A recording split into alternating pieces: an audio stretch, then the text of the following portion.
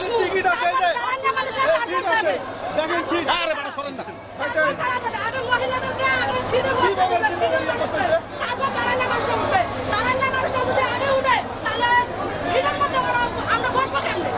আমরা কিভাবে বসবো আমরা চাই সুস্থ একটা ইয়ের মধ্যে যানবাহনের মধ্যে যান করতে বুঝছেন তো প্ল্যান তো পাইনি অন্য দুর্নীতি হলে বাংলাদেশে আমরা অলরেডি টিকিট করে আমরা এখন পর্যন্ত যাইতে পারতেছি না। অথচ দেখেন এইরকম নয়, আমরা কোন দেশে বসবাস করি, এত মানুষ দেখেন আমরা সিট ফুটিয়ে আমার পরিবার সহ আমি এখানে দাঁড়িয়ে আছি, ওরা সিট দিচ্ছে।